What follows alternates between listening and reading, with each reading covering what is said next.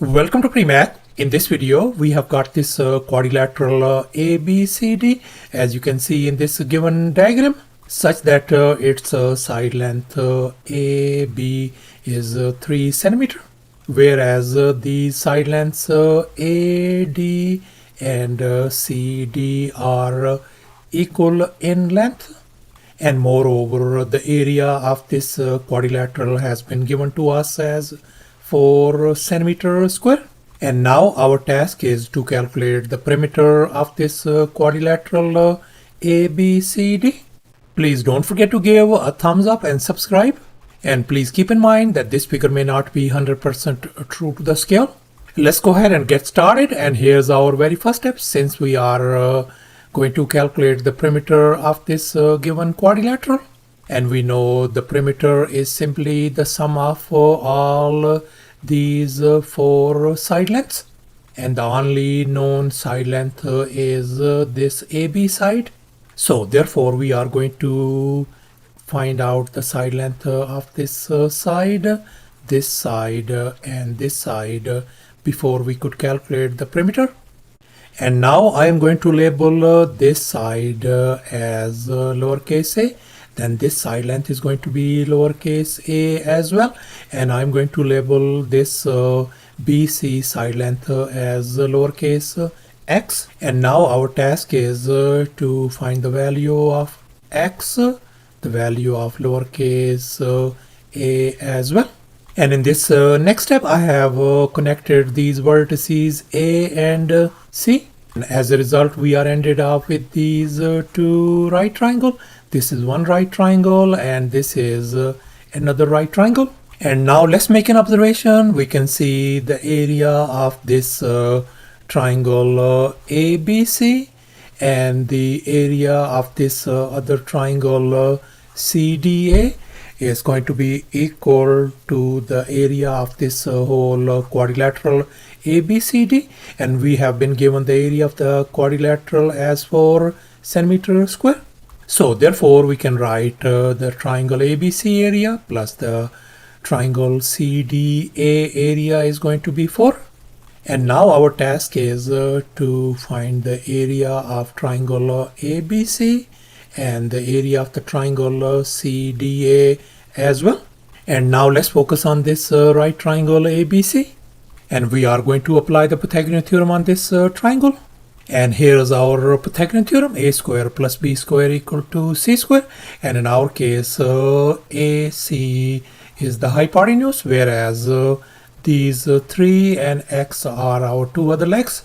Let's go ahead and fill in the blanks. So we got x square plus 3 square is going to be equal to our side length AC square. And now I'm going to undo square on both sides by taking the square root.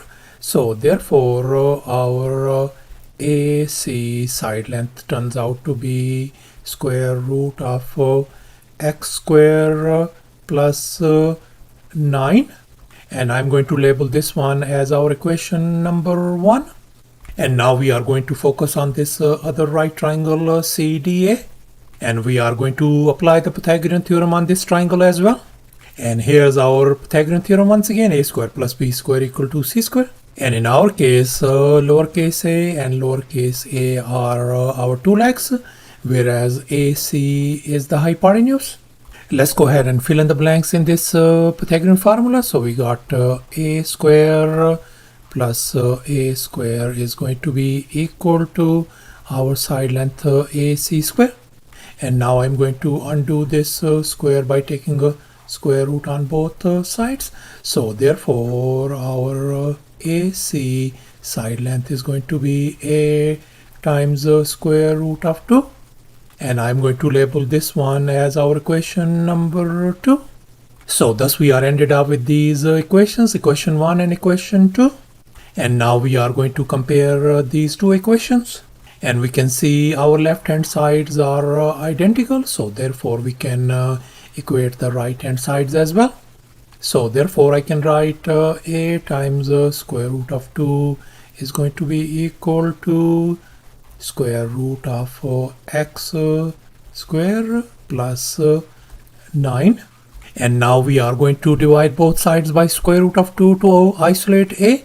So this square root of 2 and square root of 2 is gone. So therefore our lowercase a turns out to be equal to square root of x square plus 9 divided by square root of 2. So thus we can see our this side length AD turns out to be square root of x square plus 9 divided by square root of 2. And likewise this other side length CD is same. And here's our next step. Now we are going to calculate the area of this triangle ABC. And now let's recall the area of a triangle formula. Area is always equal to a half times the base times the height. And in our case, the base of this triangle is 3, whereas the height is lowercase x. So therefore, the area of this triangle ABC is going to be a half times 3 times x. So that could be written as 3x divided by 2. And now we are going to calculate the area of this other right triangle CDA as well. And once again, we are going to use the very same area of a triangle formula. And in our case, the base of this triangle is square root of x square plus 9 divided by square root of 2. And the height of this triangle is square root of x square plus 9 divided by square root of 2 as well. So therefore, the area of this triangle CDA is going to be a half times square root of x square plus 9 divided by square root of 2, and likewise times square root of x square plus 9 divided by square root of 2 as well. And now let's make an observation. If we multiply these numerators, that is simply is going to give us x square plus 9. And likewise, if we multiply these two denominators, that is going to give us simply 2.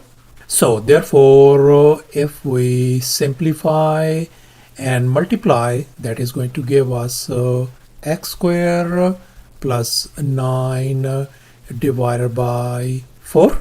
And now let's recall this equation once again. The triangle ABC area plus the triangle CD area is going to be equal to 4. And the area of the triangle ABC is 3x divided by 2. And the area of the triangle CDA is x squared plus 9 divided by 4. So let's go ahead and fill in the blanks. We can write 3x divided by 2 plus x squared plus 9 divided by 4 equals to 4. And in this next step, I have tweaked this first term. 3x divided by 2 could be written as 6x divided by 4. And likewise on the right hand side, 4 could be written as 16 divided by 4. And here we got the common denominator as 4. And now we can cancel out these denominators. So therefore we can write 6x plus x square plus 9 equal to 16. Let's subtract 16 from both sides. This is gone. So therefore on the left hand side we are ended up with x square plus 6x minus 7 turns out to be equal to 0.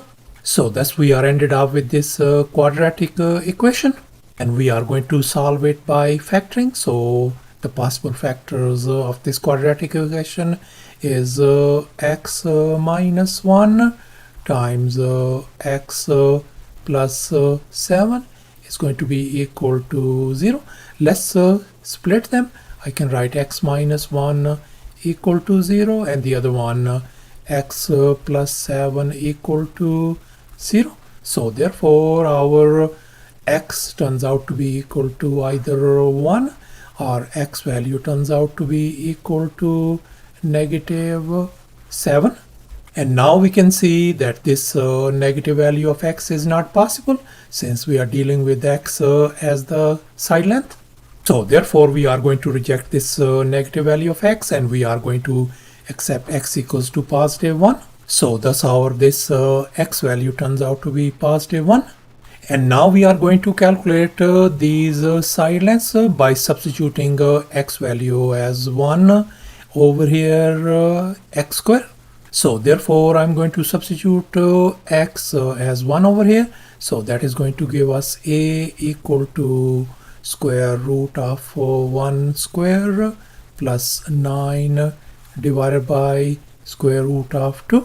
That is going to give us square root of 10 divided by square root of 2. That is same as writing square root of 10 divided by 2, which is same as square root of 5.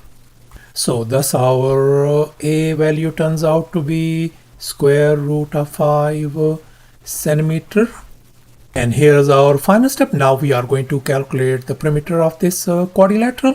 So therefore we are going to add all these side lengths, 3 plus 1 plus square root of 5 and likewise square root of 5 as well. So therefore the perimeter of this quadrilateral is going to be 3 plus 1 plus square root of 5 and plus square root of 5 once again.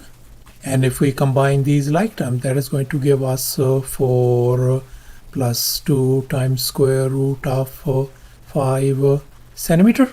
So thus the perimeter of this quadrilateral turns out to be 4 plus 2 times square root of 5 centimeter. That is going to be approximately equal to 8.472 centimeter as well.